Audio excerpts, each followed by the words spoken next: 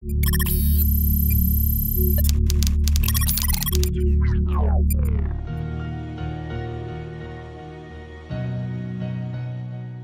अपने एक पुराने दोस्त के घर गया। उनका बेटा बहुत अच्छी तरह उनकी खिदमत कर रहा था। मैंने बेटे की तारीफ की तो वो साहब हंस पड़े।